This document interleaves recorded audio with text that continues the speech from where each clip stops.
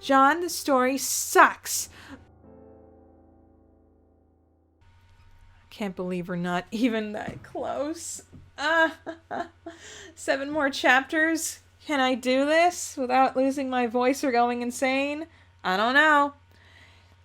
Hey, Harry Anderson, guess where I am? What? Who is this? I can't hear you. Riska cups her hand around the receiver of her phone and shouts over the artillery barrage. It's me, idiot! The hot babe you're lucky enough to have gotten a second base with. Oh, hi, Riska. What's up? I implored you to guess where I am. Based on the horrible racket in the background, I'm gonna guess the battle outside the city. Haha, I told you my moms are gonna hook me up with the sweet military commission. I'm officially in the rebellion, sucker. I'm watching the battle out my window right now. Are you sure it's safe for you to be out there, Riska? I kinda hate it if you died before we got to third base. Yeah, whatever. I'm basically immortal, son. I'm gonna breeze through here like a high money roller getting sweepstakes at the blackjack table. You should probably actually gamble once in your life before you try to make gambling metaphors, babe. 'Cause that was dire. Excuse you, but Tavros totally snuck me into Uncle Jake's poker game last month. It was immoderately lit. Wait, are you still hate dating Tavros? Yeah. Why wouldn't I be? Aw, man, he's so pathetic. Yeah, that's the point, Harry Anderson. How do you stand kissing him? He's so weird and always mysteriously sticky for some reason. Please tell me you haven't gone to third base with him. A girl does not kiss and tell, Harry dearest. Okay, well, as long as you don't touch me after feeling up his weird clammy body. I'm not going to get the chance to feel either of you up for a while, considering I'm now an important baller in Karkat and Mina's awesome revolutionary army. Oh, I asked if they could squeeze you in, and they said they were just out of openings. Sorry, dude. Lol. Did you just call me to brag? What else is going on out there? Who knows? Oh, your dad is here? What? I thought he didn't want anything to do with the war. Yeah, well, he says that, but he's here right now, and my mom's saying a bunch of gay stuff to him. They're hugging and reminiscing about how old and sad they are or whatever. Huh. What? I really thought that my father might come to see me for my birthday this year. Well, them's the breaks, kids. Man, you'd be such a terrible girlfriend sometimes. Maybe I'm inspired to be a less than ideal mate sprit when I'm in the presence of weakness. Ever consider that? Unbelievable. Hey, I'm just screwing with you. Don't be such a baby about it. It's a total turnoff. I'm sure your dad cares about you very much. Maybe chill out. Yeah, whatever. He's always getting all weepy whenever I talk to him anyway. I don't think I could have taken another round with him choking back tears while apologizing to me about what happened with me and your mother, Harry. I mean, goodness, he's not even drunk when he does this. And that might actually be the most embarrassing part. LMAO. Now that you mention it, I think he's actually crying right now. I think I can overhear... Wait. Riska stops trying to eavesdrop on John's blubbering for a moment. She's distracted by another noise. No! Don't do it. Don't you dare, hussy. The child must keep her innocence as long as possible in the matters of clowns. Okay. She's distracted by another noise. She whips her head around to detect an all-too-familiar sounding echoing from the post-bombing silence. It's a sound that she knows from a hard-won experience that can mean only one thing. There's a clown nearby. I think I hear Gamzee? Gamzee? My Auntie Jane's Gamzee? Yes, who else could I mean? He's around here somewhere. So what? I see him every day. He sucks. So what? He's like Jane's left-hand man. No, he's neutral, remember? That's not how Commander Vantass feels. He says he's a total jerk, like a traitor of to his kind. Yawn! The dust is beginning to settle around Riska's ankles. She scans the tree line and brings all her attention to bear on this curious rhythm of noises coming from nearby, beckoning from under the underbrush. She pushes towards it through the thorny shrubbery. There's a bounty out for his arrest. Dang, they'll probably get him in front of a tribunal if we get our hands on him. Oh, I changed my mind. This sounds actually good. Invite me to the execution, please. If I could capture the High Priest Makara, they'd promote me to like third in command of the whole joint. Yeah. Well, good luck with that. Call me if you want to hook up after the battle. Naturally. John's wiping away a tear with his sleeve when he catches sight of Riska, innocently wandering towards the very bush where he just abandoned Riska, to sort out her confusing exhibition of unexpected and deeply profane lust. Now that the battle has stilled, he can overhear the vile melody of the blasphemous union. There's that noise again. I knew I wasn't imagining it. Oh no. No. Riska, don't! John runs to intervene, but it's too late. Riska pushes aside the last of the fronds, separating her from her quarry with a triumphant ha! Riska's huge, mischievous smile freezes on her face. When her eyes pass the image to her brain and finally make sense of this incomprehensible jumble of gray limbs, blue and purple slop, tangled black hair, and stunned faces, her expression begins to slowly melt. It then drifts quickly from phase to phase, to one of wonder, then anguish, then abject horror. Oh gosh. Riska and Riska are both shrieking at pitch John's only heard one time before. It was a sound that once accompanied the end of everything, a sound once heard the night he dreamt in anime. This is getting so weird. I can't even.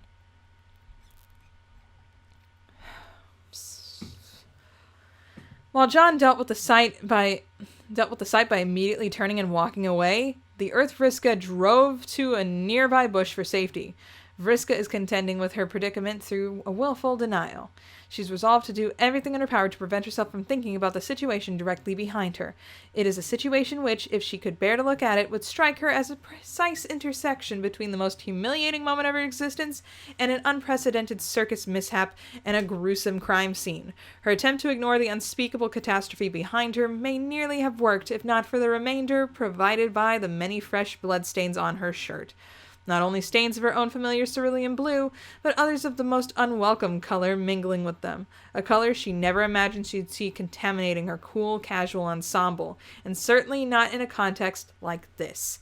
Her attempt to distract herself, to delay the inevitable engagement with her poor judgment, would not fly for much longer. Sooner or later, she would have to turn around and confront the fact that she just kissed a very smelly clown head-on.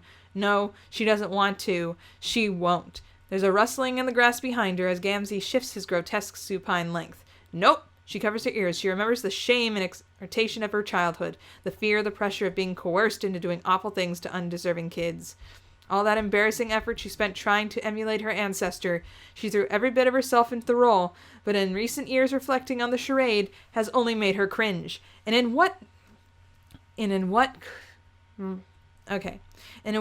couldn't have been more than an hour ago, she was on the precipice of watching the glorious defeat of Lord English after unleashing a secret weapon that she went to the bother of retrieving and wielding against him. And then... Nope. She doesn't want to dwell on that moment. It was almost as bad as kissing a juggalo. Almost. But nothing can comprehend this. Nothing can come even close. Yet, as she stands there, feeling soiled and ashamed, there is no denying it. The moment she stuck her tongue into that heinous mouth with that frisky, unwashed gesture, she began jackhammering through the stubborn concrete rock bottom that she was always digging up the corpse of a mob snitch. Hey, Riska, your bad bone daddy is getting to be chilly mother trucker from this dank summer breeze. How about we get our wicked snuggle on down at this grass we just made all nasty in? She shudders. Somehow, during her self-incriminating reverie, she managed to forget that she's not even Riska anymore. She's now Riska. She scans the bush and spots her, the 16-year-old girl who somehow earned the right to call herself Riska, the adopted teen daughter of Rose and Kanaya, Miriam Lalonde, the person who, for all knew, might be the exact genetic double of Riska herself. Not that she had any grounds to object.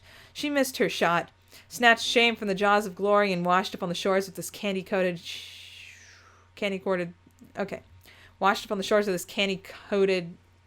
place of approximation of what a paradise planet might look like to certain individuals. The small sob she's been stifling finally comes out, her tears cut through the oily, shining mask of purple, blue, and mud on her face. Hey, beautiful, is something the matter? We can talk all open at each other about the noise happening in our bosom now that we all made the sordid pledge to practice the wicked intimacy on mother truckin' regular. Riska nearly vomits but holds it together. She wipes the tears off her face in a flurry of indignant motions, smearing the blood around her. She looks at her hands, notices the blood, and continues cleaning her face, using her tears as solvent and wiping the blood on her shirt.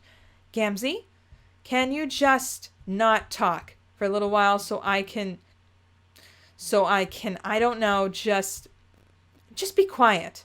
Honk. Her final sniffle is a snort of anger. If nothing else, she's learning something about herself today. Nothing sobers her up emotionally quite like the post-amorous insubordination of a raunchy clown. It's almost like a smelling salt. She sneers, revealing a fang, and spins on her heel to face him. Did you hear what I said? If his infuriating explanation was just a whiff of the smelling salt, actually looking directly at him again is like upending the whole barrel and pouring it all over her face. She recoils involuntarily, but regroups. Her gaze sweeps across his entire ungainly form from head to foot. He's got a head propped up on one arm, elbow in the grass. His legs are crossed. His face is a disaster. One eye's swollen shut, nose broken, widely smiling, mouth split vertically down the lips. Hanging from his mouth, is that a baby bottle?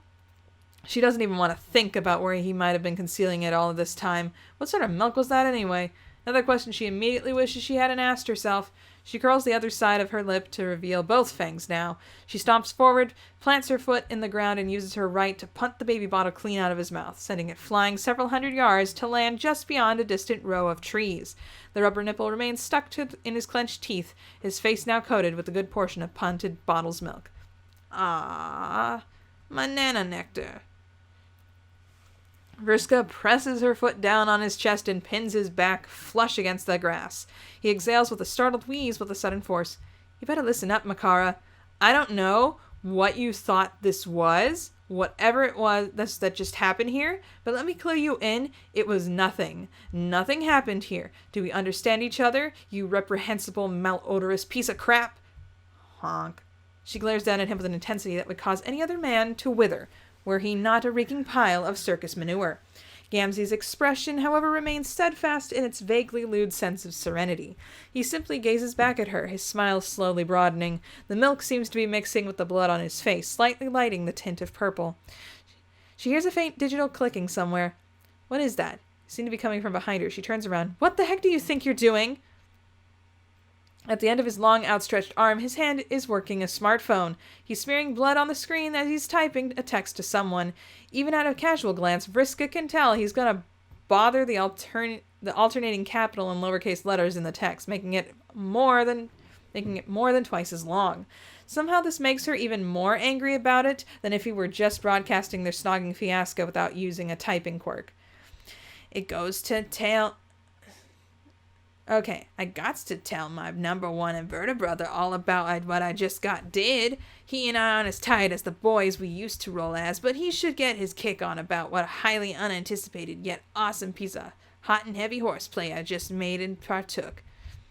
You just made to? Why are you... You're not telling Carcat about this. You're not telling anyone. Do you hear me, clown? Lol. Mother truckin' shame on me for failing to recognize up sooner for how cute you are when you're angry. Ah!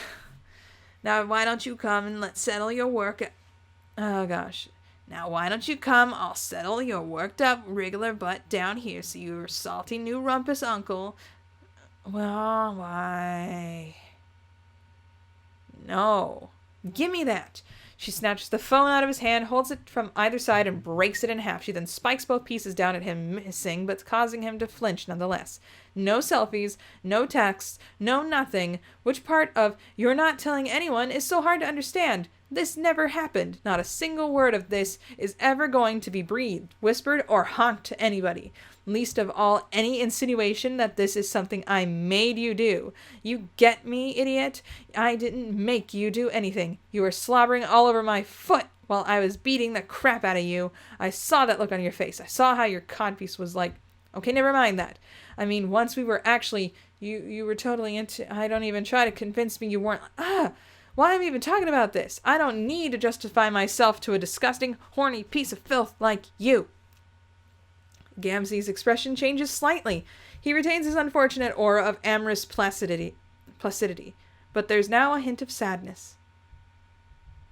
I don't know about all the business you said, Honey Nips. I just got a feeling, that wonder in my heart, which says maybe I got erotically bushwhacked here. I'm so confused, I don't hardly know which way is up anymore about my original wantings for the nasty dance we just did. Maybe the truth is that this is more like I got the advantage taken of me? Vriska's face contorts with rage. You son of a gun. This was consensual. If anyone didn't consent to this horror show, it was me. Retroactively. Riska, I got to mother truckin' say, this whole experience has left me feeling a bit uncomfy, unrespected, used, and maybe also just an eensy-weensy little bit unsafe. I don't care how you feel. If you feel unsafe, you're a lying, disingenuous puddle of sideshow puke, and I don't believe for a second you meant any of that. And the only thing that matters here is that you keep your mouth shut about what we just did. Vriska, my mean queen squeeze and borderline sexual villain. I've got reasons of self-protection against your problematic hollers that I should keep the wicked stuff zipped, just like you say. Tell it to me, a straight turbo tush. Do these look like the loose lips to you? If Riska were honest, Gamzee's swollen, battered mouth was just about the most structurally incontinent feature she'd seen on a person's face. That limp, floppy maw couldn't keep a cantaloupe secure, much less a secret. She drops down and straddles him in a way that is unmistakably non-amorous, even to an extraordinary obtuse randy juggalo. She pulls her shaking hands around his neck and grips tight, positions her face inches from his, hissing hot breath through her clenched teeth. No one is going to find out about this, you jerk. No one will ever know. So help me God. Vriska is so furious she has no way of pinpointing the exact moment her intent stopped being intimidating him into silence and started being guaranteeing his silence forever. She knows this imposter was never a real god tier. She's always known, just like everyone else. Once he's gone, he'll be gone for good. She just needs another minute. Her grip grows tighter. She feels the throbbing pulse beneath her hands suddenly subside. His arms flail, grab at hers, clutch at the wrists. He's alarmingly strong. But at this particular moment, he's not as strong as her. Then she lets go. His face is frozen in a repellent mask exhibiting the perfectly undetectable difference between terror and ecstasy. He's dead. Riska exhales forcefully, staggers to her feet, shaking. She backs up a few steps, studying the corpse. If her body language signals any remorse or sadness, the witness in the bushes certainly can't tell. Eep. Oh crap, Vriska has already forgotten about her somehow, her stylishly dressed teen duplicate who surely just witnessed not only the original feat of debauchery, but all the compromising activity which followed as well. Vriska would probably need to have a few words with her. Vriska stands up slowly from the bush, obviously trying not to look at the lifeless clown. She puts a hand behind her head and seems to be casting about desperately for the right thing to say during such a moment. But soon it's clear that she's given up. Vriska doesn't blame her. She can't imagine there being anything in anybody's life that could adequately prepare them to have a snappy response ready for a situation like this. Hey. Sup? Man, my throat hurts. At least I don't have to do the Gamzee Makara voice anymore. 5 more chapters. It's in sight. The moment John caught a proper glance of Riska and Gamzee going at it in the bushes, he was done. He simply had no further capacity to deal with any of it. He just screwed off. A few hours of aimless wandering through the sky brought him back here, to his old house. He hasn't lived here in years, but it feels exactly as it had when he left it. It's like no time has passed at all. John leans back in his dad's desk chair, stares at the ceiling, and listens to the war. The steady drone of weaponized airships above just has become so a commonplace in everyday life that he barely even notices it anymore. But now he focuses, trying to pick up the individual sounds. No matter how hard he tries, he cannot tell which ship belongs to which side or how many there are. He doesn't know whether they're coming or going. Rose, Kanai, and their daughter are probably up there somewhere by now. The washing machine chugs along in the next room. In John's expertise, troll blood is incredibly difficult to wash out of clothes. His t-shirt is probably going to be Vriska colored for the rest of its life. Somehow, no matter what, he always seemed to end up back in his house. It's been through the medium in 2 different universes and come out of it with only a slight warping to the foundations. He is Homestuck.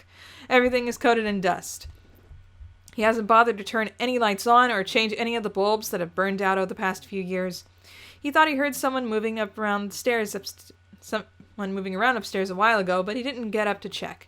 He hasn't gone up for how long has passed, he has no idea. Creak, creak. And this house is ratty. Could be a wild animal up there. Could be a thief. John doesn't think he has anything he'd regret losing, at least not anything that hasn't already been lost. His dad's study looks the same it did the day he moved out. Figurines, jaunty hung photographs of some famous funny men, even the dent in the floor from the time Rose dropped a safe on a bunch of troublesome imps. He'd always meant to hire someone to fix it. He just never got around to it. It's the perfect room for a slow-motion existential crisis. If that's what you even call whatever he's got going through. Maybe it's not so much a crisis as a critical cessation of his ability to give a crap. Where an hour ago he'd been feeling blissfully unburdened by his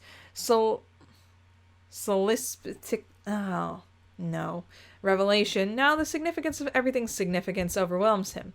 He wishes he could find comfort in the frivolity like Rose has, but it's impossible for him to delude himself. If nothing matters, what is the point of doing anything? Where is he supposed to go from here? How do you figure out how to fill your time when you have all of the meaningless eternity ahead of you? He's not sure why his brain thought he'd find an answer in this place. He swivels back and forth in his father's dusty desk chair, staring listlessly up at the featureless white expanse of the ceiling of the study. His mind runs in an exhausting circles until he dozes off into a lullaby of distant sonic booms. When he's next jostled awake, it's a figure that looks uncomfortably like Dad? As John blinks away, the sleep from his eyes, the man looming over him comes into focus. It's not his dad. It's Jake Crocker, who actually is his dad, but in a far more esoterically bull way than a man who used his fill in his study with pipes and black licorice. John sits up straight in the chair and rubs at his eyes. Jake? What are you doing here? How are you here? Did something happen with Jane? Oh, nothing happened exactly. I just thought we'd pop in for a bit of R&R with an old pal. Isn't that right, Tav? Jake scrunches up his face in the same way Harry Anderson does when he's lying. Across the room, Tavros Crocker fumbles his grasp on a particularly heinous, fanciful harlequin. One of the pointy shoes snaps off. Cripes. Oh, sorry, Uncle John. I'll replace it. It's fine. It's actually just a piece of garbage. John thinks he might still be dreaming. Though his subconscious were controlling the scene, there would be a few alterations. Aren't you cold? I am in fact these old duds. Jade snaps an elastic pair of red underpants. It's the only thing he's wearing. Well, you see, Janie bought all my other clothes. She had certainly liked the way... Janie bought all my other clothes. She had a certain way she liked me kept and all, and well, I didn't want to bring anything that belonged to her when I left. Nothing she might miss. You took me. Jake winces. And you took you. Jake winces deepens. Then I dare say that I made the right choice not to result rustling the bushes and then making off with an inanimate belongings department. Wouldn't want to give her any more reasons to get all retributive. She's got a lot to worry about right now. Incredibly busy woman, you know. Over by the desk, Tavros's eyebrows have disappeared under his bangs, but he doesn't say anything. He has the air of a boy who spent all his life not saying anything. Okay, so I guess I'm gonna move past the fact that you're 90% naked in my house. I'm not forgetting about it. We've got to address that at some point, but I guess we can put that on the back burner for now. Are you trying to tell me that you left Jane? Woo, when you put it like that, it sure sounds, well, I suppose that it looks like that, isn't it? Haha, what I did, that is the thing that looks like that. Whew. Jake is now one whole wince now, and John knows that he should have invited him to sit down and maybe offer him something to drink, or at least a pair of pants. But all this is another reminder of how inescapably preposterous every aspect of his reality has become. So I guess this is the thing that's currently happening now. What exactly do you want me to do? Well, I suppose I was hoping you might be willing to help me, and we'd have you out a bit here. Help you out? John produces a dry laugh. That's pretty funny. I remember trying to help you for years, and you never seemed to be interested back then. Jake was apparently not expecting John's sharp tone. He flinches back like a kicked dog, or a dog has been kicked so many times that he assumes any helping hand is a slap. At the same time, John finds it hard to feel much sympathy. Who is Jake? The one standing in front of him now, anyway. Has he always been this contemptibly pathetic, or is this, too, a function of the absurdity of this contorted reality? Hard to be sure. Are Jake's struggles worth any more of John's guilt and emotional energy than a sim stuck in a pool without a ladder? Actually, Sims can climb out of pools without ladders now. I've done some things, okay? But everyone has killed off a Sim in the pool. Everyone who has played The Sims has done that. Look here, chaps, sometimes not everything is so simple. It isn't as if I would have just walked out the door whenever I wished. I mean, yeah, you kind of could have. Not now, but years and years ago. Back before everything got so warlike and tempestuous. I was gonna say stupid, but yeah. Well, it's not as if Janie got like this overnight. None of this happened overnight, John. It's just like you go to take a dip in the water and everything starts out cool and fine, but then keeps getting hotter and hotter. Gradually, degree by degree, so slowly, but by the time the water's boiling, you don't even realize you're being scalded alive. John isn't listening to Jake anymore. He's looking at Jake's son, who has returned to going methodically through the stuff on the desk, moving objects around, looking like he wants to shrink down to nothing. Tavros, who looks more like him than even Harry Anderson does. Something in John's stomach turns. The ridiculous fate of his facsimile of his friend is one thing, but Tavros, if things are really as they seemed, isn't he John's fault too? Did his reckless decision really author a child just for it to suffer? John finds himself feeling a little sick. Hussy, it's okay. Calm down. So you made a bunch of children die. It's in fiction. It's fine.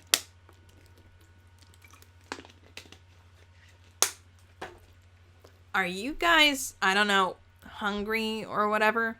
I think I have a frozen pizza.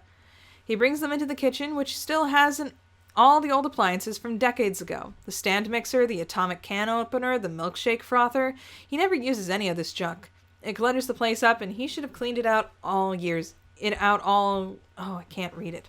He just keeps coming up with excuses for why he had to leave it as is. John has never been much of a drinker, but fortunately, Jake English never found without a bottle these days. He's got a 40-year-old whiskey that he just grabbed on his way out. Apparently, his unwillingness to steal from Jane did not extend to her liquor cabinet. Tavros takes one look at the bottle in his father's hand and heads upstairs. Maybe that's for the best. It's getting hard for John to look straight at him. Sorry for being, I don't know, a jerk. It's just kind of been rough forever. No offense taken, chap. Whiskey? As you may know, I'm not in truth the biggest fan of the stuff, but it gets the job done right quick, eh? John accepts the offered glass and takes a sip. Regardless of the existential status of this reality, the alcohol tastes just as harsh and bitter as he remembers it.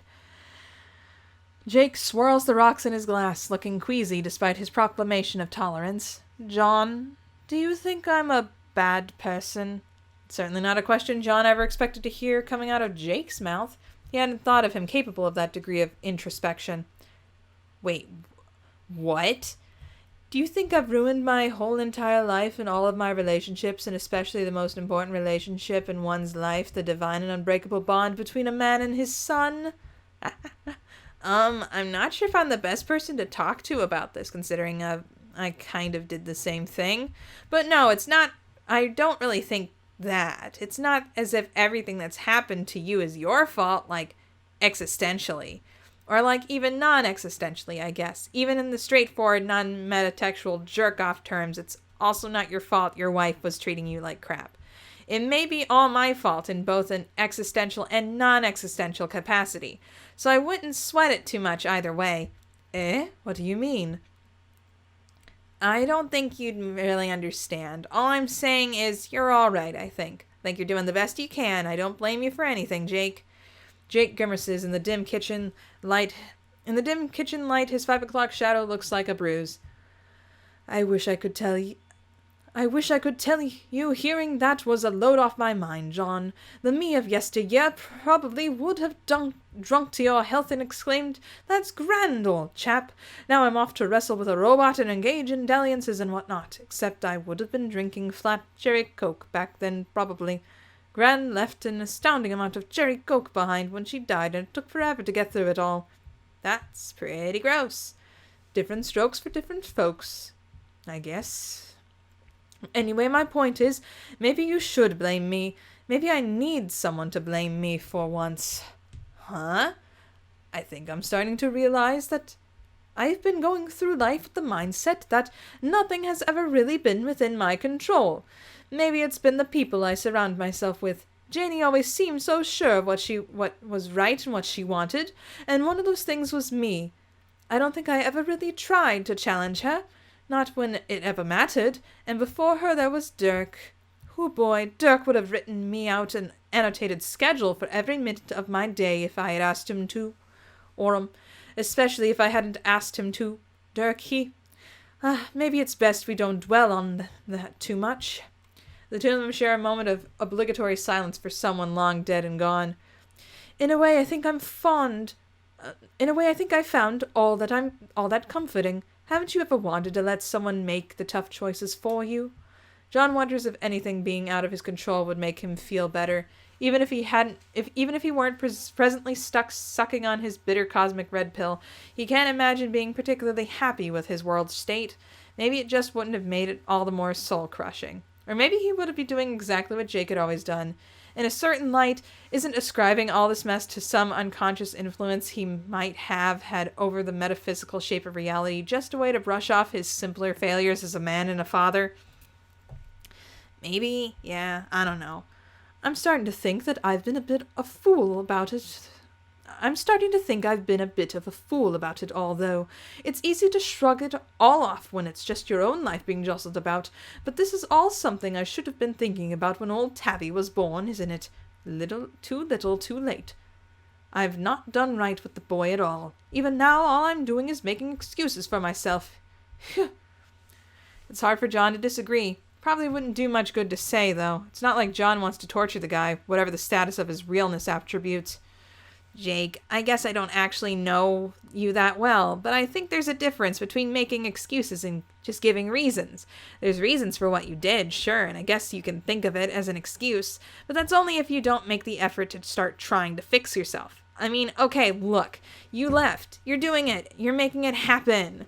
You got your son out of there. Better a decade late than never, I guess. You're right, John. I did do that, didn't I? Nobody swooped in through the window and rescued me. I did it myself. I finally stood up for what's right, and I'm going to make a way for a new and better me. I have my immortal life ahead of me. There's no point in sitting around hating myself and regretting the past. John opened his mouth and closed his dumbly. Is that it?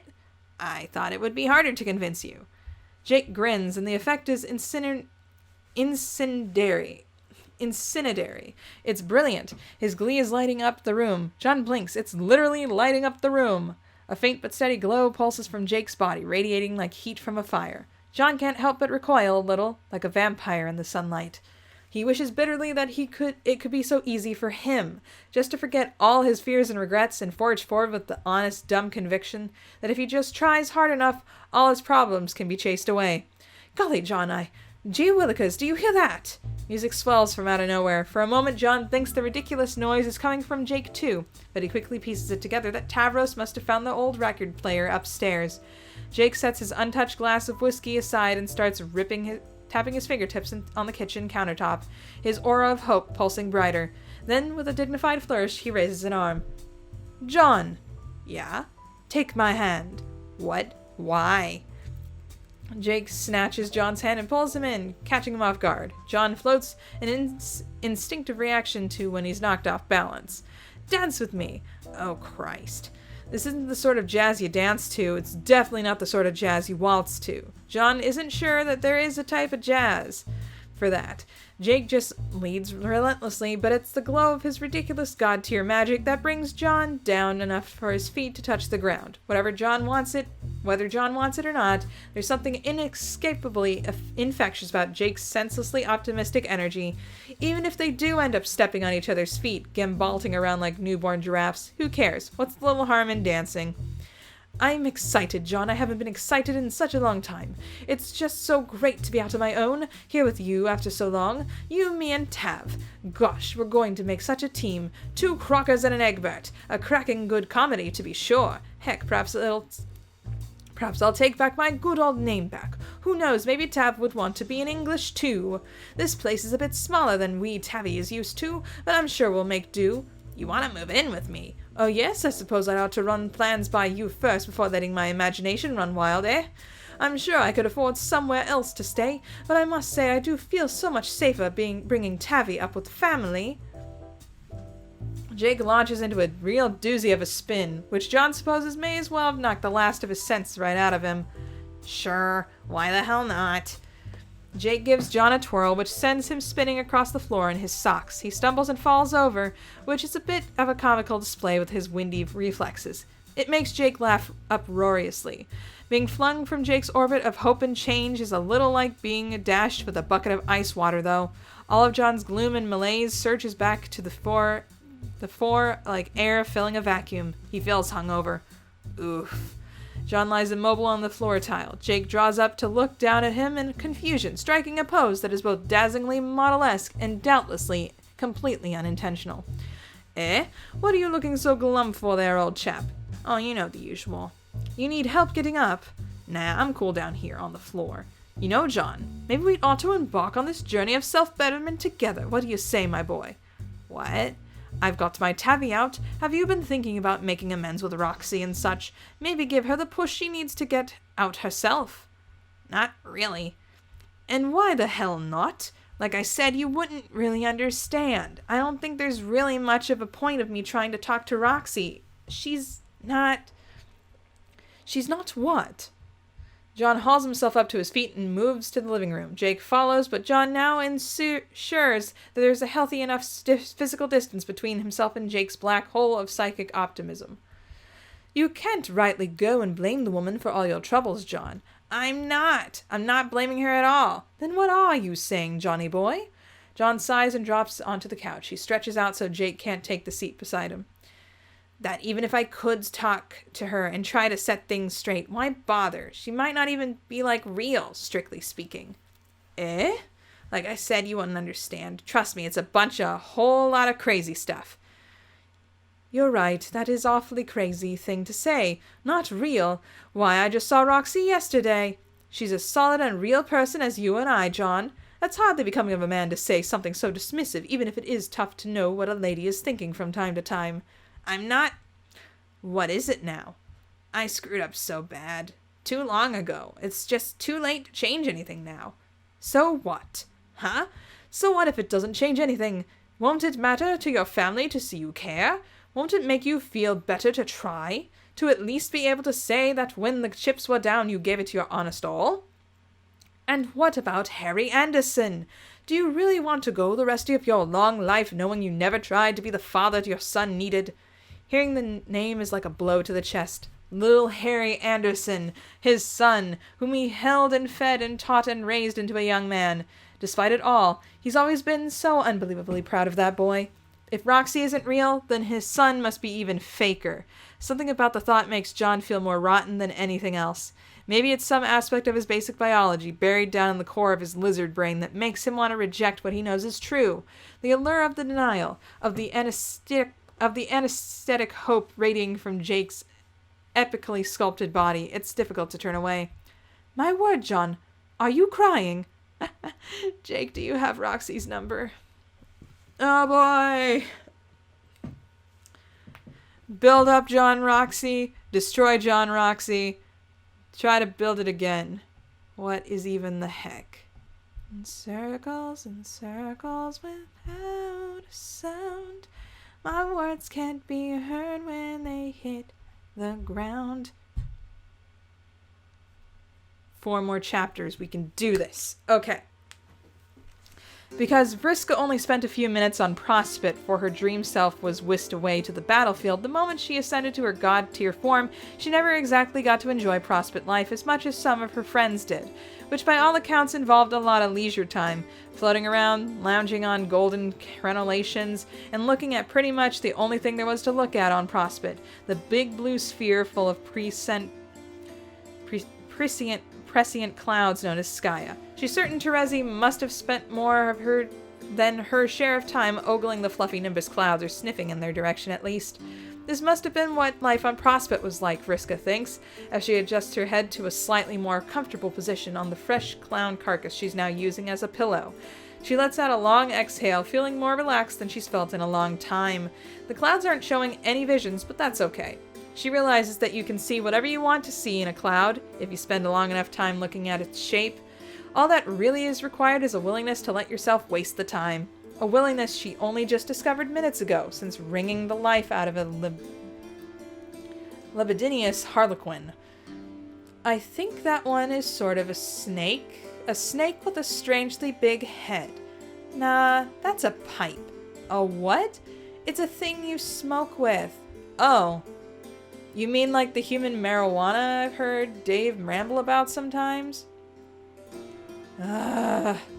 You really did grow up on an alien planet, didn't you?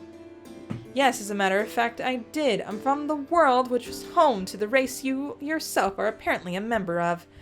Yeah, but I'm actually normal. No offense. None taken. You're a lot like me, really. I mean, unsurprisingly, this shouldn't be shocking news.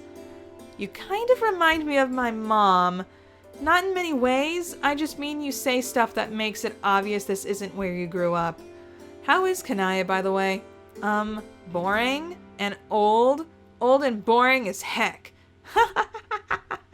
Sounds about right. I mean, older than us by a lot. But you knew her when you were the same age, so... That's why I said that. Man, she's like regular, a basic mom. She's fine, I like her. Both my moms are alright.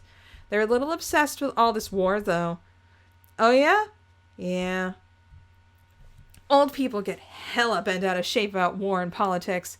Same stuff as always. You're right. I guess that's how it was in my culture, too. Riska doesn't seem to have a response to this. Her parents have told her many tales of Alternia, and her curiosity about the subject was satiated some time before she entered high school. She shrugs and turns her attention back to the sky. Another nimbus cloud wanders lazily into view and catches Riska's eye to its particular shape. That one there? That's some sort of squat, can-like building, right? What? Like the ridiculous structures my friends used to build with the mayor. Hey, is the mayor still around? Mayor's dead, dude. Crap, I loved the mayor. Everyone loved the mayor. He's in our dang history books. Wow. But you see what I mean, right? That one? Well, you don't actually know anything. Kinda cute, actually. What? Then what is it, smarty pants? It's a cake.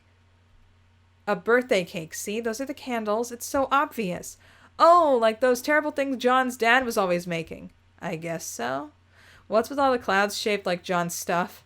Like that one there, that's a big dollop of shaving cream, right?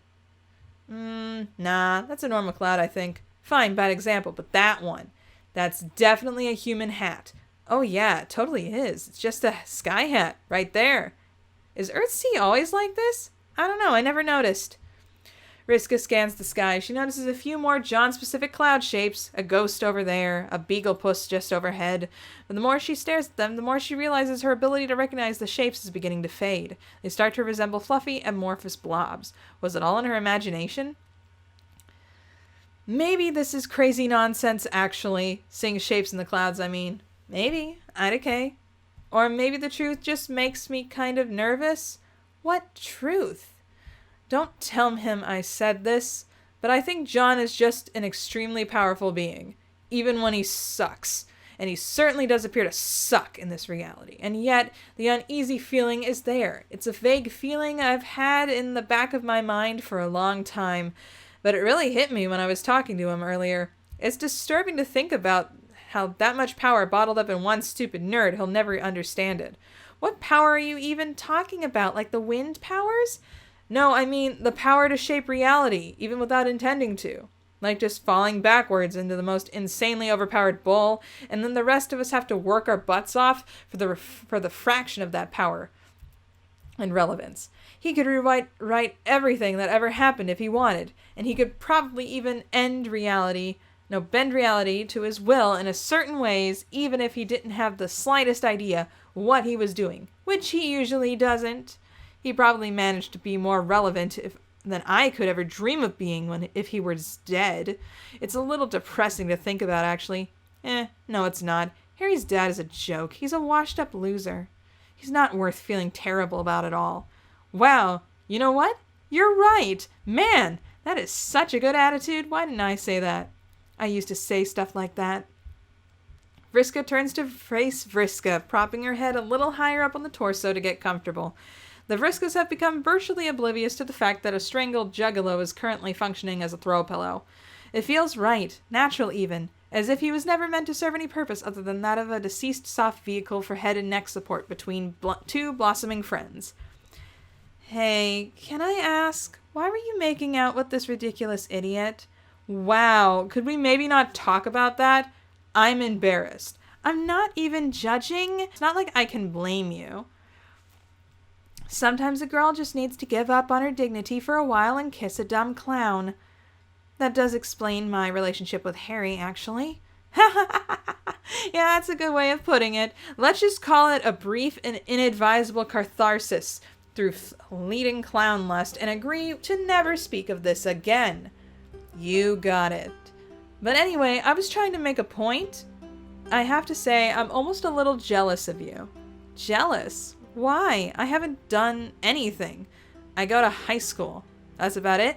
Haven't you, like, literally ascended to godhood, created multiple universes, and, killed guys and stuff? Yes, I did do all that stuff. Didn't you mind control some idiot jump up a cliff and he got paralyzed? Then you started dating him or something? Yeah. But that was before I killed him. LMAO. It's cool, though. We made up. As ghosts, I mean. Well, a different copy of me did that, but I think it still counts. Whatever. It's one thing I did. Who can even keep track of this stuff? Didn't you blind some obnoxious woman one time? Hey, some of the stuff is kind of private. Anyway, the point wasn't to go strolling down memory lane on some of the awesome things I've done. Not that there isn't a lot of great material there. I'm just saying, with the life you're living here, you seem free? Free to just be yourself and be cool and not really care too much about other people's horse crap. I've spent so long caring so much about what other people thought of me, mainly that they saw me as important or making a difference.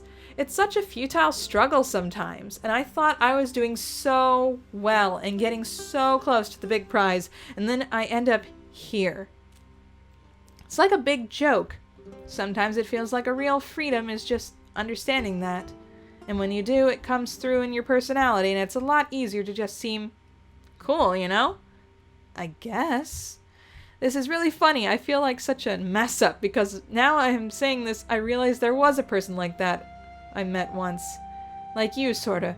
It was just another version of myself. She was genuinely happy and living her best life, even though she was ironically a ghost. But something about her attitude set me off, so I ripped her to pieces, and I sort of stole her girlfriend. Holy crap! I know, I'm terrible. No, not really. This sounds kind of legendary, to be honest. No, I know. I know how it sounds. Just, please, don't look at me as some sort of role model, okay? This isn't good. The point is, it's bad. Take it from me, don't do the stuff where you start modeling yourself after some mental image you have of a cooler version of yourself. It just sucks. Haha, alright, whatever you say. Ugh, this isn't going in the direction I was hoping for. The point is, I was so mad at her. That happy ghost version of myself who was free of everything. I was probably mad because she got to be who she really was without stressing about it, which was something I never felt like I was allowed to have. Well, you can now, right? What's stopping you? I guess so. I wonder what the point would be. What do you mean? I could be a better version of myself than I am, but then who would even be around to notice? I would. Oh, yeah, no, I mean, that's great. And it's nice talking to you and getting stuff off my chest. It's not what I meant, though. I left the people I care about most behind. What's the point of becoming your best self if the people most important to you aren't around to witness it? Aren't all your friends here, though? I know they're a bunch of old geezers now, but no, they are. That's not what I mean.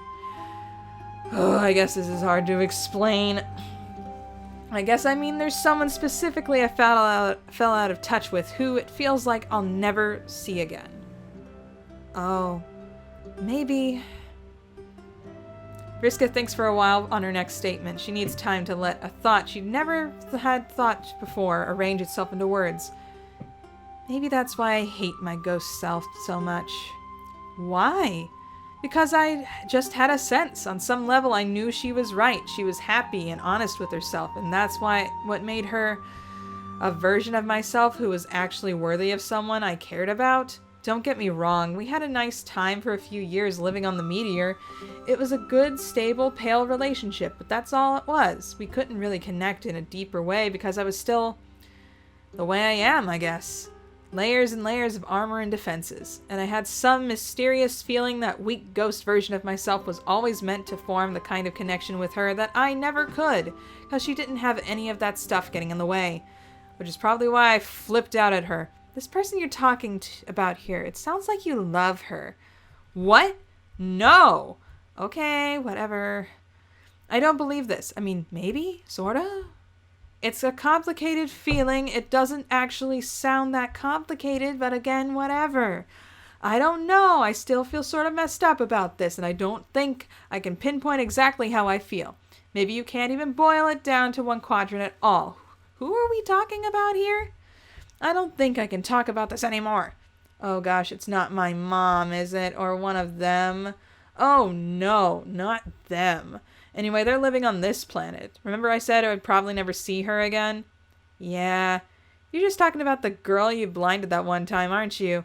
Maybe I'm not stupid. I know some lore. She knows some lore. She subscribed to lore. Riska rolls her head against the clown cadaver to face the sky again. Oops. Even if this is another near duplicate of herself who's easy to confide in, maybe she's said too much already. Maybe she's even admitted too much to herself. Moments pass in silence. I'm pretty sure Harry's dad used to talk to her a lot. What? The blind girl. He did? When? I don't know, years ago. How is this possible? I mean, from this place. What, Earthsea? I don't think I get the question. You still don't seem to understand. We're all inside... Never mind. What were you even talking about? I have no idea. Wanna look? Look at what? Just a minute ago I swiped his phone. You stole John's phone? Yeah, I steal stuff sometimes. The habit's probably just in my DNA. Lol. Yeah, let's take a look. Riska hands over the phone. It exhibits decades of use. This is not the device of a man who frequently upgrades his technology. There's no password to unlock it. Riska scrolls upward on the text exchange for quite some time. How far back does this go? Not sure. Before I was hatched, at least. This is all weirdly flirtatious. Yeah. Terezi was like that with a lot of people, though. Still, it's a little jarring. It kind of blows my mind. You know what this means, don't you? What? You can contact her. Holy crap! Riska clicks on the reply field. Her thumb hovers over the digital keys. What would I even say? Tell her that you love her? Oh, shut up. Ha ha! But seriously, I have no idea where she is or what she's doing. Is she old now, like everyone else? That could feel weird. Only one way to find out. Riska stands up and paces in circles around the vanquished bard. Riska maintains a relaxed position while studying the cloud shapes again, providing Riska with a wide berth for this critical rumination. Finally, Riska stops pacing and begins typing. Hey, Terezi. This isn't John. It's Riska. I understand. That might have been kind of confusing because I think I used Riska's voice for Riska's voice. At least a couple times. Hey there. Consider becoming a patron, just like the phenomenal Gerald Thomas and Bleed Red.